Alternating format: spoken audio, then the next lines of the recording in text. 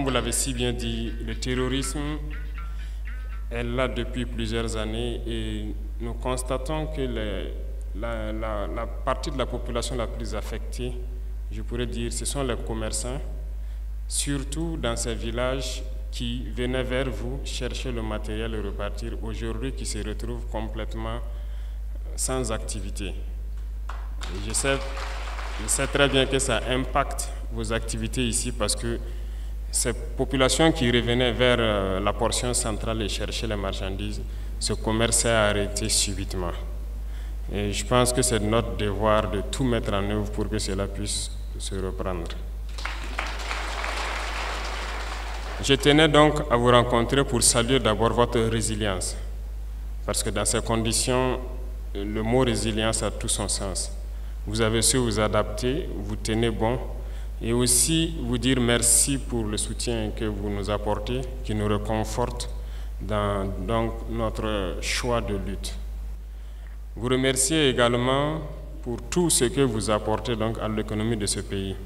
Comme il l'a dit, 40% du PIB, une grande partie donc, de la population se retrouve à être commerçants, en tout cas dans nos marchés et arts à travers le pays. Dans ce sens, nous avons pris quelques décisions depuis quelque temps en mesure de pouvoir soutenir tous ceux qui rentrent dans l'entrepreneuriat à travers les petites et moyennes entreprises que vous dirigez d'ailleurs. Et dernièrement, nous avons eu une rencontre donc avec le secteur bancaire pour pouvoir faciliter et, comme vous l'avez dit, alléger aussi les taux et pouvoir permettre comment est-ce que ceux qui veulent initier donc, le commerce ou toute autre activité commerciale puissent avoir des prêts de façon souple et aussi à un taux assez acceptable. Nous leur avons donné en tout cas un délai pour nous faire une proposition et l'État aussi prendra engagement pour les trouver les formes de garantie qu'il pourrait demander en mesure de pouvoir permettre à tous les jeunes qui veulent se lancer de pouvoir avoir des prêts et que l'État puisse garantir ces prêts-là. On mettra tout en œuvre pour qu'avant la fin de ce mois, Inch'Allah, on puisse commencer la construction de la première usine issue de l'APEC.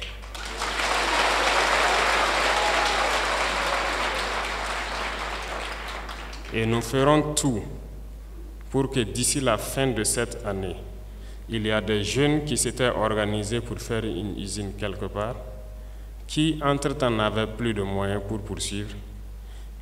Il a été entre-temps question de vouloir céder ça à des gens venus de l'extérieur. Mais l'APEC a repris une bonne partie donc, du capital pour leur permettre d'y arriver.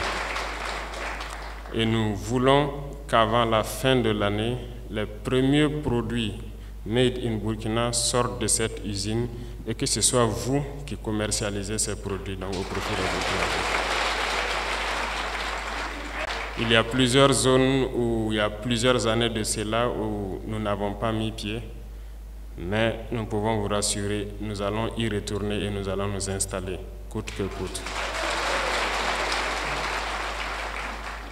Revenant donc au marché yard, quand on fait le tour, vous avez parfaitement raison, surtout en saison pluvieuse, c'est difficile, un peu partout au Burkina. C'est très difficile et les marchés les plus structurés même sont très vieillissants.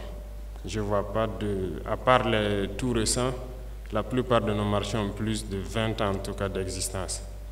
Et c'est devenu compliqué. Et comme les jeunes l'ont dit, pour avoir des boutiques, c'est assez complexe. Il y a quelque temps de cela, nous avons donné la mission au ministère de l'Urbanisme pour nous proposer un plan d'un modèle de marché assez audacieux. Parce que nous avons l'habitude de construire uniquement des marchés, quelques hangars avec des tôles et tout, et puis partager des petites boutiques. Ce n'est pas souvent évident. Nous voulons essayer des modèles plus audacieux et plus avancés, c'est-à-dire de construction à niveau sur de grands espaces, de sorte que si peut-être au rez-de-chaussée, je suppose que nous avons les commerçants de légumes, céréales et autres, qu'au premier étage, peut-être, on retrouve les vendeurs de portables et autres appareils électroménagers. Donc, j'attends incessamment les plans d'un tel marché et nous allons voir ensemble comment on peut mettre ça en œuvre. Et ça nous permet de nous mettre en sécurité. Ça permet d'avoir beaucoup de boutiques et surtout nous mettre en sécurité. Sécurité au sens propre du terme contre les cambriolages et tout. Sécurité du côté incendie, parce que lorsqu'on est bien organisé, il n'y a pas de raison qu'on n'ait pas cette sécurité. Aujourd'hui, si les commerçants occupent les rues et les abords des axes, c'est parce qu'il n'y a pas de boutique.